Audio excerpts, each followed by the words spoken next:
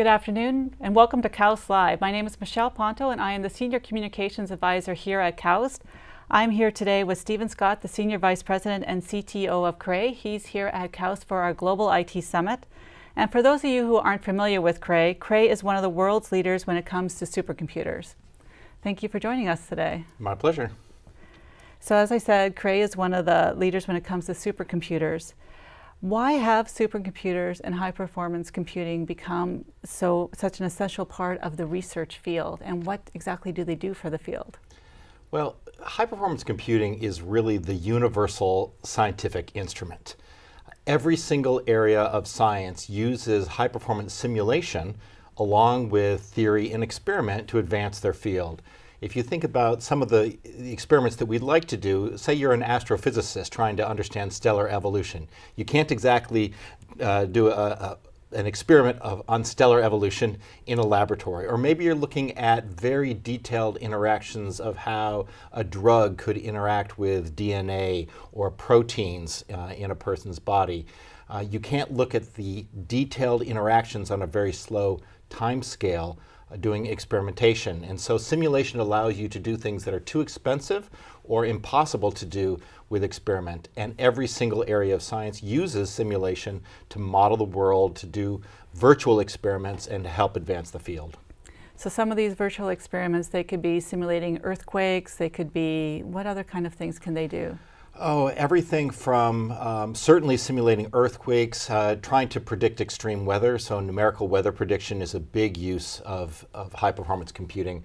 Understanding climate change over time, simulating other aspects of the Earth, such as earthquakes or tornadoes. But then materials science, trying to build more effective materials. I'm so sorry, my phone is going off. Trying to build more effective materials. My apologies. To lighter, stronger materials. Drug design is another area. Building better fuels or better engine design. So jet engine design or even automobile design, trying to model the combustion process inside a car to get more efficient engines. Really every area of industrial design as well as science. That's incredible. And the supercomputers are getting faster and faster, and the same with in the high processing computer is also getting more advanced. Is it the science that's driving the advancement, or is it the advancement that's driving the science? Well, really the scientists all have an insatiable appetite. We think about computing in terms of factors of 1,000. People talk about a petaflop, which is doing a 10 to the 15 mathematical operations every second. The current goal is an exaflop, which is 10 to the 18. That's a 1 followed by 18 zeros, that many mathematical calculations every second. And so the scientists have problems that can take advantage of 10 times, 100 times, even 1,000 times more computational power than we have. And so the computing industry is basically driving the technology forward year by year to try to build faster and faster computers. And so it's being gated in large part by integrated circuit technology. If you think about the chips that go inside your home computer, those same sorts of chips are used in very large numbers in supercomputers. So instead of having one microprocessor, we might have 10,000 or 100,000 of those microprocessors. And they're slowly getting faster over time as we are able to fabricate smaller and smaller circuits or transistors onto these chips. But we're starting to come into some fundamental limits. The rate of improvement of the technology has been slowing. And so this is really causing a lot of angst in the computing industry, because if computers stop getting faster at the rate that they have been in the past, we're going to have to figure out other ways to get that performance. And so there's a whole new area of processor design where people are exploring different ways of designing processors to try to get more efficiency, because they're not getting quite as much benefit out of the underlying integrated circuit technology as they have historically. Okay. So it's like you built it, and now they really, really, really, really want it. Yes, people have gotten used to the idea that computers get twice as fast every year or two, and we've had that massive rate of improvement for a number of decades. And so we've gotten a little bit lazy, if you will, expecting computers to continue to get faster. And so it's getting harder and harder to make them faster. And so it's time for us to be a little bit less complacent and really, put pencil to paper and try to figure out better ways to design these chips. Okay. As in your current role, I read that you are helping to find the next generation of supercomputing. What will this next generation look like compared to what's happening today? Well, for the next 5 or 10 years, we'll see a relatively evolutionary path from where we are today. As I mentioned, the integrated circuit technologies, the rate of improvement is slowing, and so we're exploring some new architectures. One example would be using graphical processing units, GPUs. These are the same things that gamers use in their PCs to draw really fast graphics on the screen for doing video games. But that same technology can be used for doing high-performance computing. So we're seeing some exploration of some new processor technologies. We're seeing some other new interesting technologies that are coming into play in the memory and storage hierarchy. How do we store the data that our computers are working on? So for example, for many years we've used rotating disks, magnetic disks, to store data. And increasingly now we're starting to see using flash memory, the same memory that you might have in your iPhone or Android phone, or the USB memory sticks that we stick into our computers. That uses a different type of media called flash. It's a silicon technology rather than rotating storage, rotating disks. And we're seeing that move into computers to do our storage, which improves the performance. So we're seeing a few technologies like that creep in, but mostly it's an evolutionary path over the next 5 to 10 years.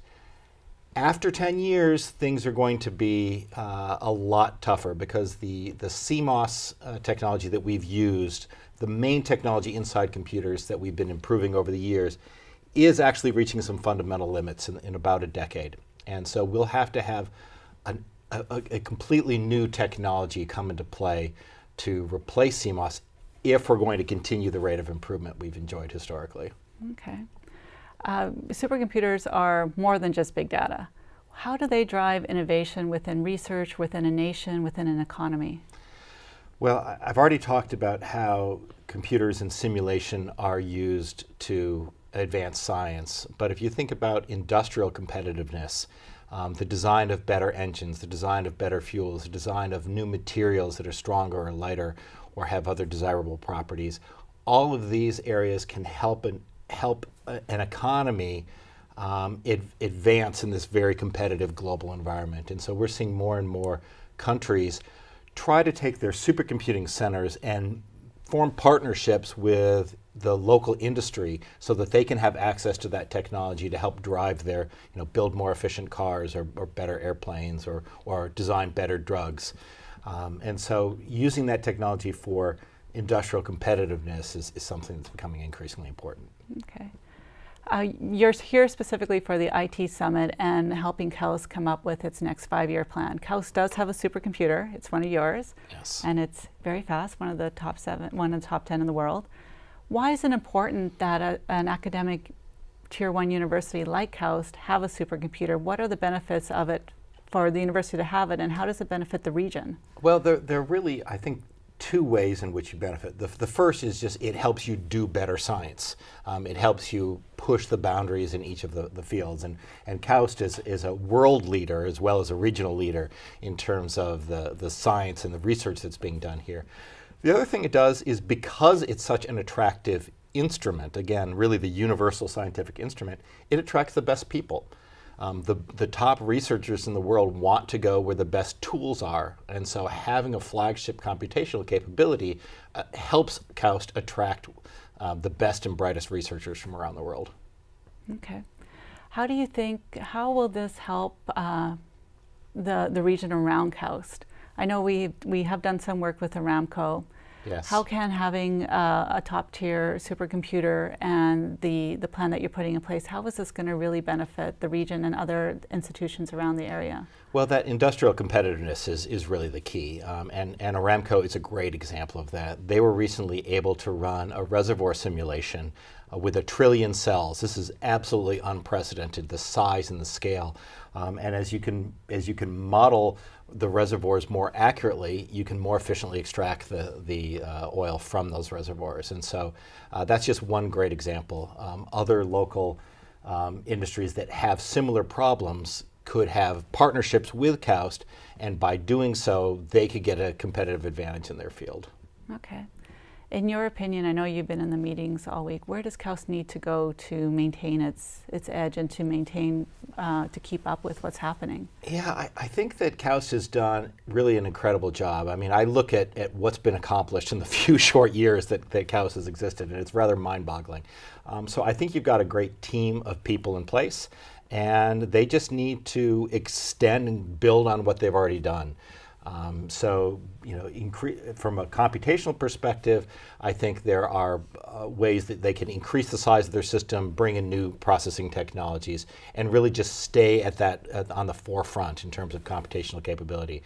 So I don't think that they have to do anything different. I think they really just want to build upon the success that they've had and extend that play.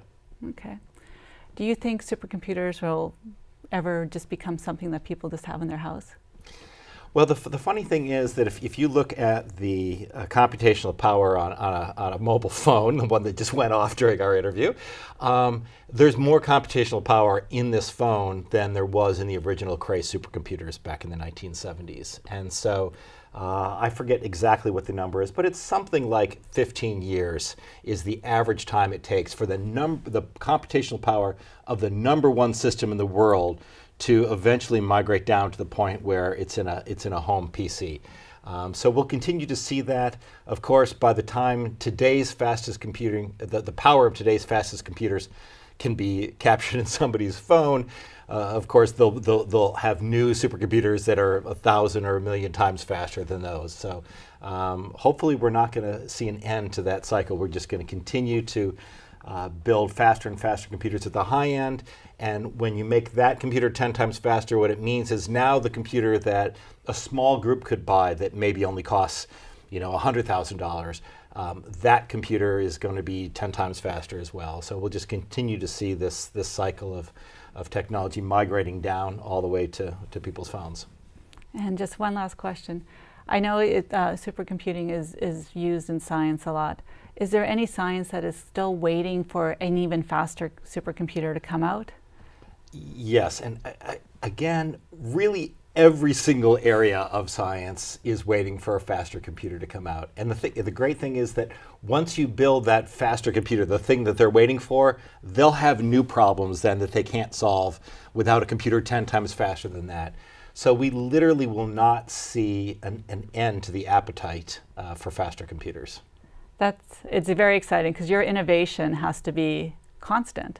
It's great. The thing that I love most about working at Cray is working with our customers, because we can build a supercomputer and that in itself doesn't do anything for the world. But what our customers do with these machines is just incredible to watch.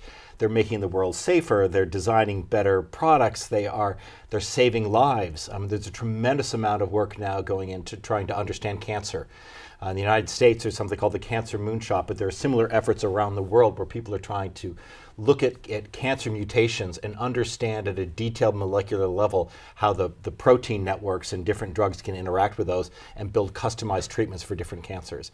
So you look at that, and it just makes you feel good about what you're doing. That's a really important point, that it's not just a big fancy machine. It actually is making a difference in the world through the work that it can do. Exactly. Okay. Well, thank you very much. That's all the questions I have today. This was great, very insightful. I learned a lot about where it's going, what Cray's vision is, and where just how fast things are going to be in the future. It's a crazy, fast-paced world, but thanks very much for having me. I enjoyed it. Thank you.